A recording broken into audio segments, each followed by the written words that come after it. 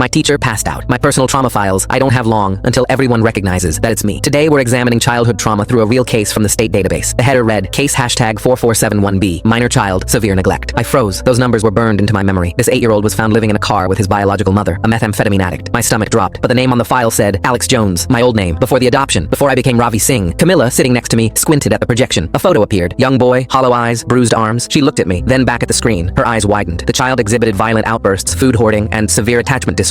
Davies continued. More photos. My third foster home, my fourth, the breakdown at age 10. Camilla whispered, Ravi, is this you? I couldn't speak, just stared at my worst memories displayed in 4K. The subject had failed 5 foster placements by age 11. Davies read clinically. Jordan heard Camilla, looked at the screen, at me. Holy shit, he mouthed. The whispers started spreading, row by row, people comparing the bone structure of that broken kid to my face now. Particular challenges included theft, lying, and aggressive behavior toward authority figures. Chloe gasped. That's why you were so weird about lunch that time. The hoarding thing. I wanted to run, but couldn't move. Davies pulled up a police report. At age 12, the subject attacked a foster parent with scissors. Out of context, I whispered, but only Camilla heard. This case demonstrates how early trauma creates maladaptive behaviors that make these children essentially unadoptable. Unadoptable. The word that had followed me through 7 homes. Daniel loudly said, wait, is this about Ravi? The entire class turned to stare at me. Davies looked confused. What? No, this is an anonymous case from 2015. That's him, Aaliyah said, pointing at a photo. That's literally Ravi. Davies looked at the screen, then at me. Her face went white. These files are supposed to be sealed, I said quietly. I got them from a colleague for educational purposes. Educational? You're showing the worst moments of my life as entertainment. Ravi, I had no idea. Alex Jones, I said. That was my name. Before the Singhs adopted me at 13. The room was dead silent. You just told 30 people about my mother's addiction, my foster failures, the scissors incident, which, by the way, was self-defense. I'm so sorry, but that's not even the worst part. I stood up. The worst part is that conclusion. Essentially unadoptable. I looked at my classmates. How many of you would want to be friends with that kid on screen? The violent, lying, stealing kid? Nobody answered. Exactly. That's what these case studies do. They turn traumatized children into statistics, into problems. Davies tried to close the file, but I stopped her. No, let them see it. Let them see what happens when you reduce a human being to their worst moments. I pointed at the screen. That kid stealing food? He was starving. The violence? 3 different foster fathers hit me. The lying? Nobody believed the truth anyway. Ravi, Camilla started. I was adopted at 13. The Singhs saw past this file. They saw a kid who needed a chance. I looked at Davies, but most people don't. They see these case studies, these educational files that follow us forever. Files like this are why I spent 5 years being rejected. Families would read about the attachment disorders and assume I was broken beyond repair. Chloe was crying. We didn't know because I worked for years to become Ravi Singh instead of case #4471B, but you just undid that in 20 minutes. Davies was pale. This is a HIPAA violation. I could lose my license. You should. You just shared confidential medical records of a minor, me, without consent. But it's for education. It's exploitation. You're using our trauma as teaching tools, turning our pain into your lesson plans. I looked at my classmates. 50,000 kids in foster care are labeled unadoptable because of files like this. Not because they're broken, because they're marketed as damaged goods. Liam stood up. That's fucked up. That's the system. And teachers like Mrs. Davies perpetuate it by treating us like case studies instead of kids who experienced hell. Davies was crying now. What can I do? Delete the file. Report yourself. And never use another child's trauma as a teaching tool.